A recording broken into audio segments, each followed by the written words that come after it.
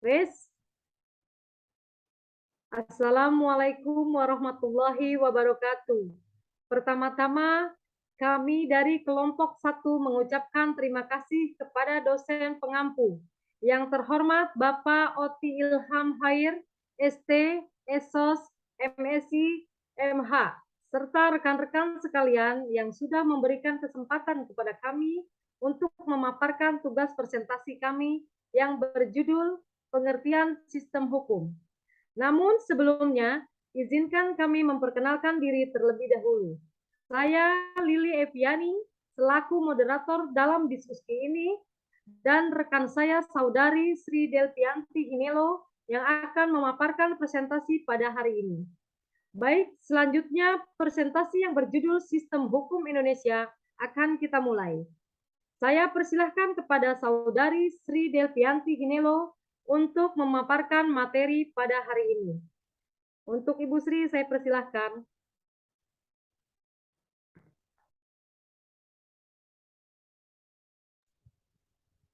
Terima kasih Bu Lili atas waktu dan kesempatannya. Baik teman-teman sekalian, pada hari ini kita akan membahas tentang pengertian sistem hukum Indonesia yang pemaparan pada hari ini disusun oleh saya sendiri, Sri Delvianti Hinelo, dan rekan saya, Ibu Lili Eviani. Nah, dalam pembahasan ini, saya akan menjelaskan sedikit terlebih dahulu apa saja yang akan kita bahas pada materi hari ini. Yang pertama, kita akan membahas tentang sistem hukum dan sumber hukum. Yang kedua, subjek, objek, hak, dan kewajiban, serta peristiwa hukum. Nah, kita akan membahas tentang pengertian sistem hukum.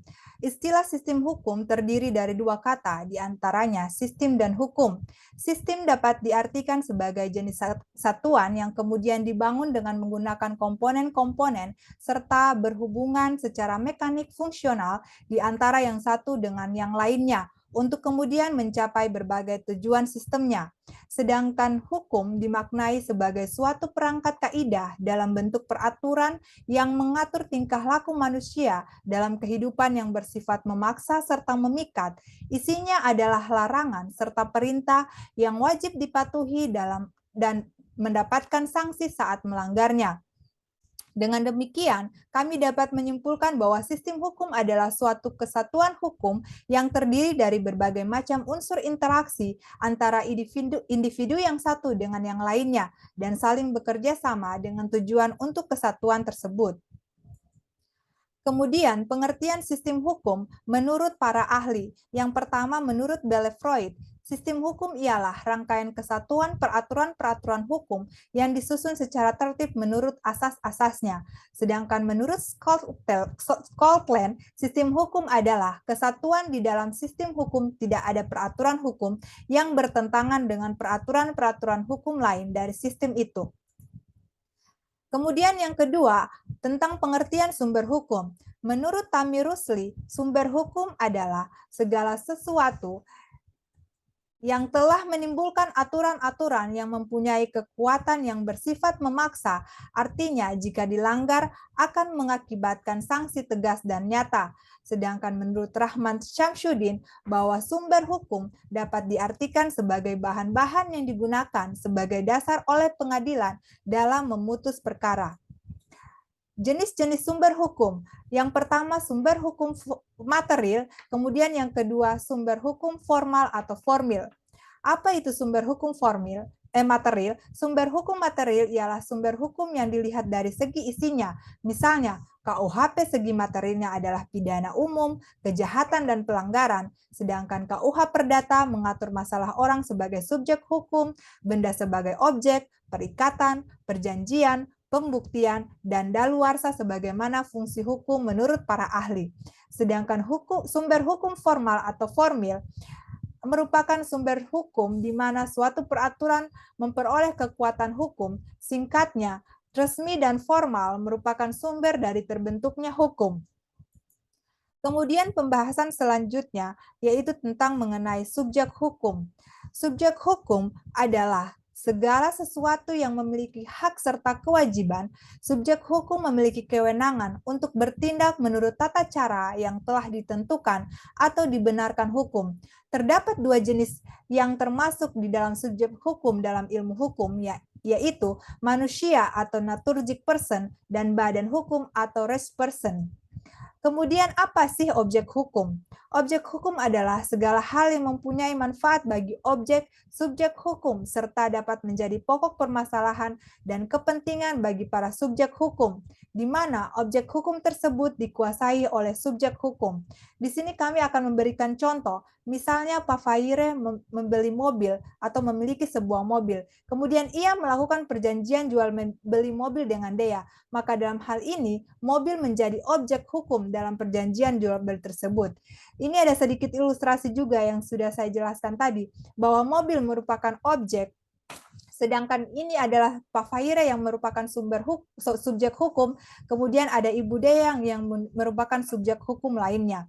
Nah, ketika mobil atau sebagai objek yang dikuasai atau dimiliki oleh Pak Faire sebagai subjek tersebut, kemudian ketika Pak Faire melakukan perbuatan hukum berupa jual beli dengan subjek lain atau dikatakan yakni Ibu Dea, maka mobil akan menjadi objek hukum dalam perjanjian tersebut. Seperti itu ya rekan-rekan sekalian.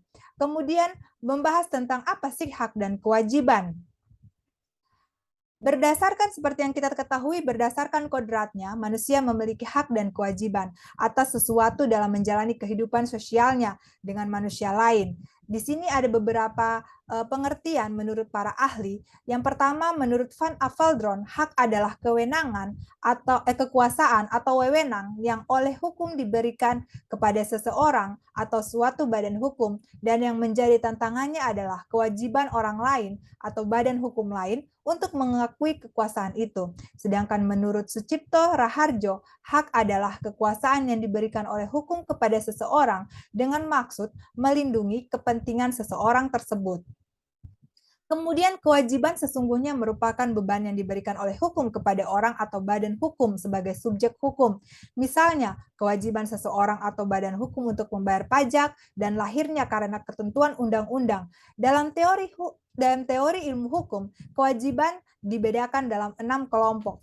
Yang pertama, kewajiban mutlak, kewajiban nisbi, kewajiban publik, kewajiban perdata, kewajiban positif, dan kewajiban negatif. Kemudian apa sih peristiwa hukum? Sebelum kita menjelaskan apa sih peristiwa hukum, kami akan menjelaskan peristiwa itu adalah suatu fakta, realita, atau kenyataan yang terjadi. Sedangkan peristiwa hukum adalah peristiwa yang diatur oleh hukum dan atau menimbulkan akibat hukum. Nah, teman-teman sekalian, yang dimaksud dengan hukum di sini adalah hukum positif yang berlaku di Indonesia. Ini merupakan konsekuensi dari dianutnya sistem hukum civil law, di mana sumber hukum yang utama adalah peraturan perundang-undangan. Akan berbeda ceritanya jika negara kita menganut sistem common law, di mana sumber hukum utamanya adalah kebiasaan atau judge-made law jurisprudensi. Dalam peristiwa hukum ada dikatakan perbuatan hukum. Perbuatan hukum adalah peristiwa hukum yang merupakan perbuatan manusia.